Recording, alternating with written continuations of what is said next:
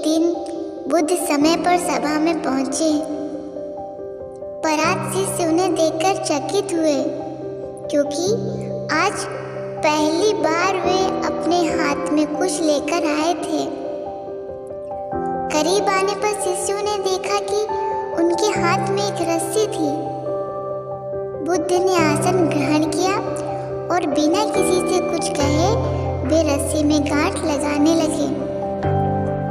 वहां उपस्थित सभी लोग ये देखकर सोच रहे थे कि अब बुद्ध आगे क्या करेंगे।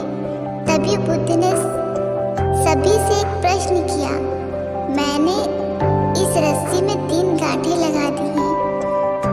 अब मैं आपसे ये जानना चाहता हूँ कि क्या यह वही रस्सी है जो गांठें लगाने से पूर्व थी?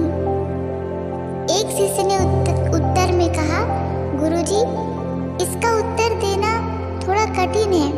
ये वास्तव में हमारे देखने के तरीके पर निर्भर है। एक दृष्टिकोण से देखें तो ये रस्सी वही है, इसमें कोई बदलाव नहीं है। दूसरी तरह से देखें तो अब इसमें 3 गांठें लगी हुई हैं जो पहले नहीं थी, अतः इसे बदला हुआ कह सकते हैं। पर ये बात भी ध्यान देने वाली है कि बाहर से देखने में भले ही ये बदली हुई प्रतीत हो, पर अंदर से तो ये वही है जो पहले थी। इसका बुनियादी स्वरूप अपरिवर्तित है। सत्य है, बुद्ध ने कहा। अब मैं इन गांठों को खोल देता हूँ। यह कहकर बुद्ध रस्सी के दोनों सिरों को एक दूसरे से दूर खींचने लगे। उन्होंने पूछा, तुम्हें क्या लगता है, इस प्रकार इन्हें खींचने से क्या मैं इन गांठों को खोल सकता हूँ? नहीं नहीं, ऐसा करने से तो ये गांठें और भी कस जाएंगी और इन्हें खोलना और मुश्किल हो जाएगा। एक शिष्य ने शीघ्रता से उत्तर दिया। बुद्ध ने कहा, ठीक है, अब एक आखिरी प्रश्न बताओ, इन गांठों को खोलने के लिए हमें क्या करना होगा?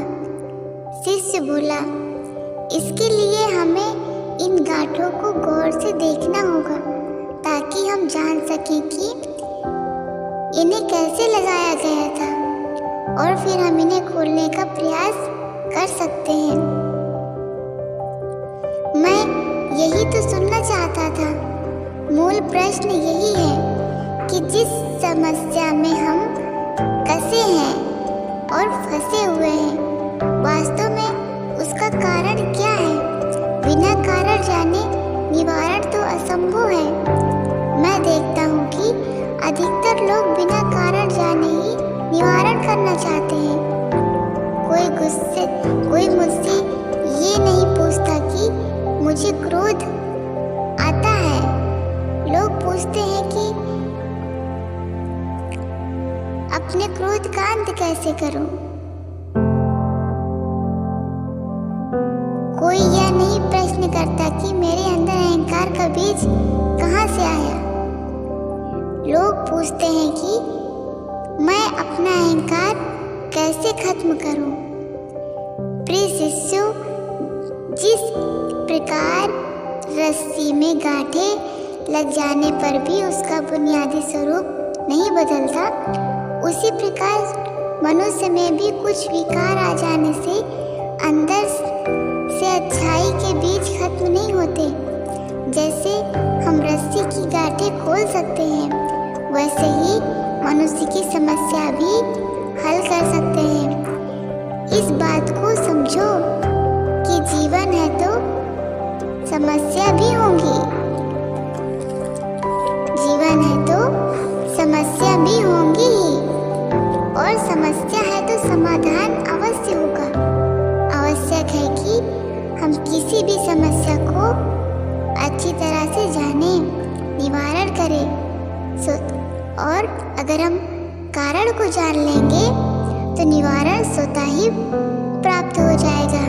महात्मा बुद्ध ने अपनी बात अगर आप पूरी की अपनी लाइफ में छुटकारा पाना चाहते हैं तो महात्मा बुद्ध की बातों को अवश्य अपनाइए। आपका जीवन अवश्य सफल हो जाएगा। धन्यवाद।